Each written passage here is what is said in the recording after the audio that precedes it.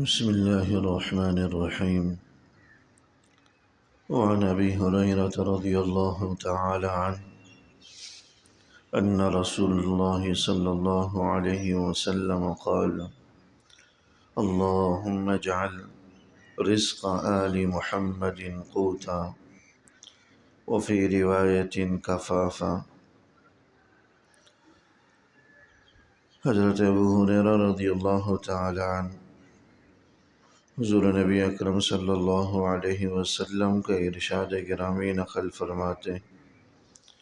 ایک دفعہ حضور علیہ السلام نے یہ دعا فرمائی: اللہم اجعل رزق آل محمد قوتا، اے اللہ آپ آل محمد کا رزق بقدر قوت عطا فرمائی۔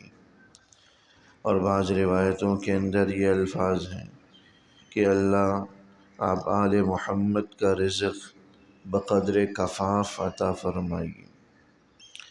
یہ حضور علیہ السلام نے اپنے آل کے حوالے سے یہ دعا فرمائی کہ اللہ آپ آل محمد کا رزق بقدر قوت عطا فرمائیے یا بقدر کفاف عطا فرمائیے۔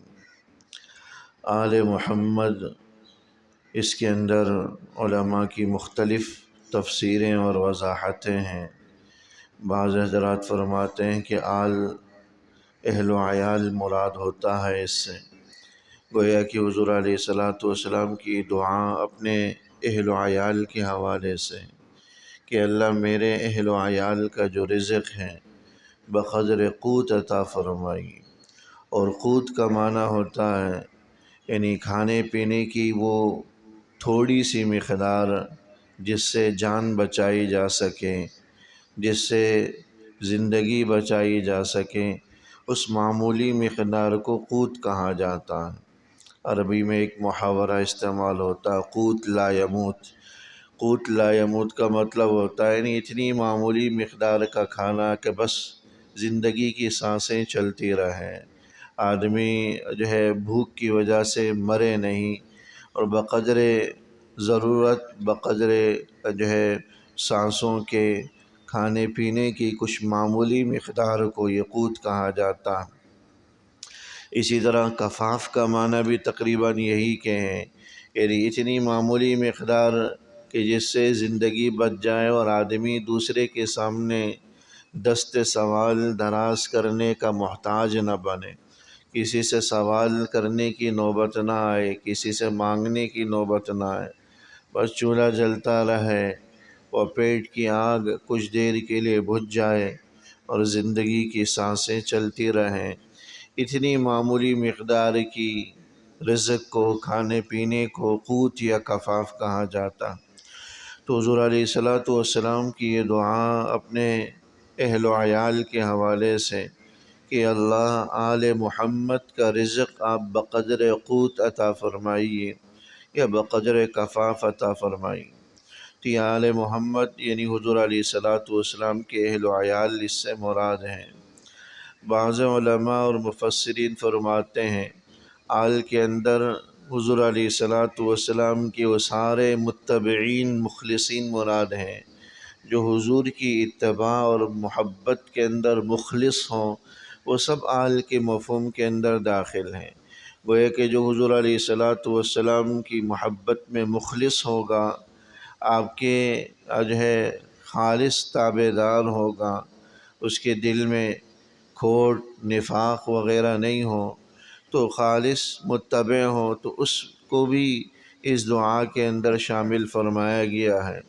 اس لیے امت کا جو وہ طبقہ جو دینداری پرہیزگاری میں مثالی ہیں، اولیاء اللہ، بزرگان دین، علماء امت، عام طور پر ان کی آمدنیاں محدود اور قلیل ہوتی ہیں۔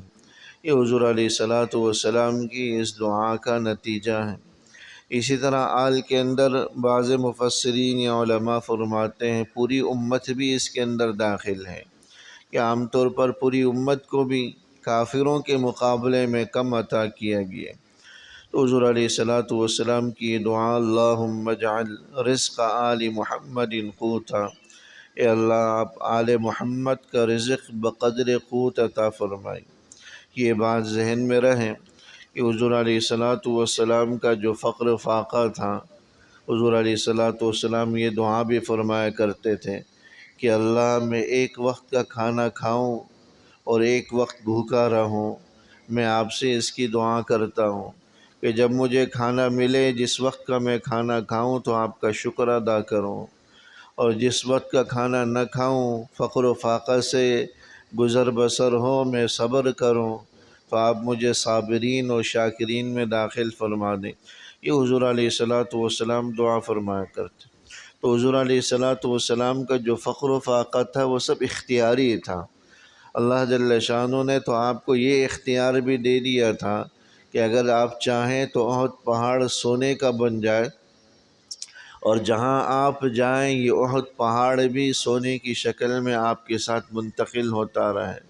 جہاں آپ چاہیں وہاں آپ کے ساتھ یہ سونے کا پہاڑ چلتا رہے، اور آپ اپنی مرضی سے اس کو استعمال کریں۔ تو آپ علیہ الصلاۃ والسلام نے اس آپشن کو، اس چیز کو اختیار نہیں فرمایا، بلکہ اس کے مقابلے میں فقر و فاقہ کو اختیار فرمایا، کیونکہ پہلی بات پچھلے حدیث کے اندر بھی آئی تھی کہ فقر و فاقہ کے اندر، کمی کے اندر جتنا بندہ اللہ کی طرف متوجہ ہوتا ہے، جتنا بندہ اللہ کی طرف رجوع کرتا ہے، اتنا مالداری اور تونگری کے اندر نہیں کرتا۔ جب کم ہوتا ہے تو اللہ سے مانگتا رہتا ہے، ایک طرح سے اللہ سے اس کا تعلق قائم رہتا۔ جب فراوانی ہو جاتی ہے تو سب چیزوں کو بھول بھال جاتا ہے۔ حضور علیہ الصلاۃ والسلام نے آل محمد کے حوالے سے یہ دعا فرمائی کہ اللہم اجعل رزق آل محمد قوتا۔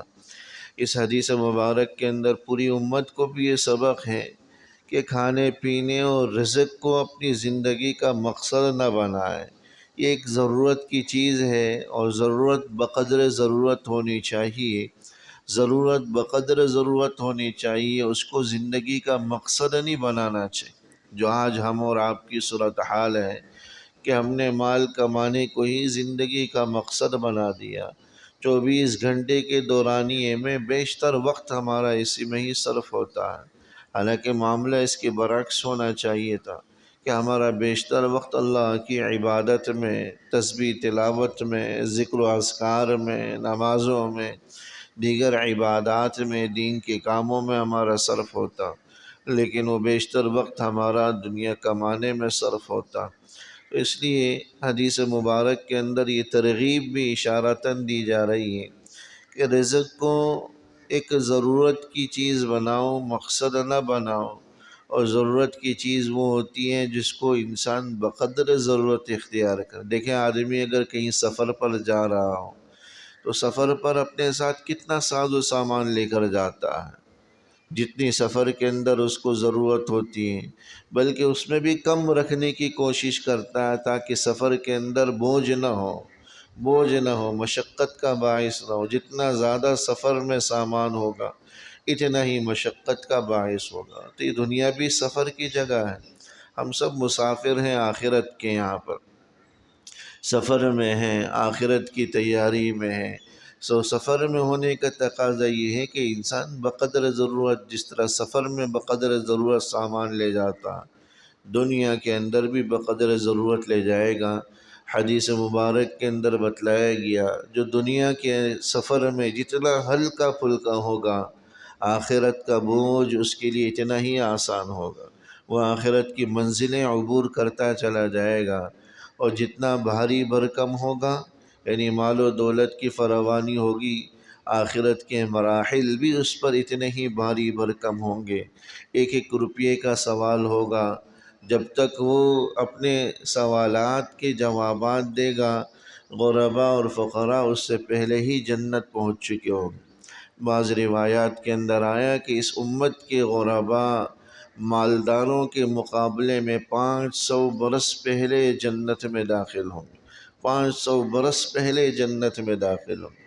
حضرت عبد الرحمن ابن عوف رضی اللہ تعالیٰ عنہ بڑے مالدار صحابی تھے، اور 67 عشرہ مبشرہ میں تھے، ان 10 صحابہ میں ان کا شمار ہوتا تھا جن کے بارے میں حضور نے دنیا میں ہی جنت کی خوشخبری دی تھی، اور مالدار اتنے کہ ان کے وفات کے بعد ان کی 4 بیویاں تھیں، ایک بیوی کو جو حصہ ملا، حالانکہ شریعت کا حکم ہے کہ وفات کے بعد بیوی کو 8واں حصہ ملتا ہے، 7 حصے اولاد میں تقسیم ہو جاتے ہیں، 8واں اور ایک حصہ بیوی میں جاتا ہے، اور اگر بیویاں زیادہ ہوں تو بس وہی 8واں حصہ سب میں تقسیم ہو جاتا۔ اب وہ 8واں حصہ ان کی بیویوں میں تقسیم ہوا، ایک ایک بیوی کو جو ملا وہ 80,000 دینار بتلائے جاتے ہیں۔ آج کل کے اعتبار سے تقریباً 4.5-5 کلو سونا بنتا ہے ایک ایک بیوی کے حصے میں ہے۔ اگر پیسوں کا حساب لگایا جائے تو ایک ایک بیوی کو جو 8ویں حصے میں سے بھی جو چوتھا حصہ ملا ہے وہ اربوں روپے کی مالیت بنتی ہے۔ اللہ جل شانہ نے اتنا نوازا تھا، لیکن حدیث مبارک کے اندر ان کے بارے میں بھی فرمایا کہ عبد الرحمن ابن عوف، میں نے تمہیں جنت میں گھسٹتے ہوئے جاتے ہوئے دیکھا ہے، گھسٹتے ہوئے جنت میں تمہیں جاتے ہوئے دیکھا۔ یہ بات حضور علیہ السلام اس صحابی سے فرما رہے ہیں جن کو حضور نے دنیا میں ہی جنت کی بشارت دی تھی۔ اس لیے جو دنیا میں جتنا ہلکا پھلکا ہوگا، آخرت کے مراحل منازل اس پر اتنے ہی آسان ہوں گے۔ جو جتنا لدا ہوا ہوگا، آخرت میں بھی اتنی ہی مشقتیں اس کو اٹھانی پڑیں گی۔ اللہ جل شانہ آسانی کا معاملہ فرمائے۔ ربنا تقبل منا انك انت السميع العليم وتب علينا انك انت التواب الرحيم، وصلى الله تعالى على خير خلقه محمد وآله وصحبه أجمعين، آمين برحمتك.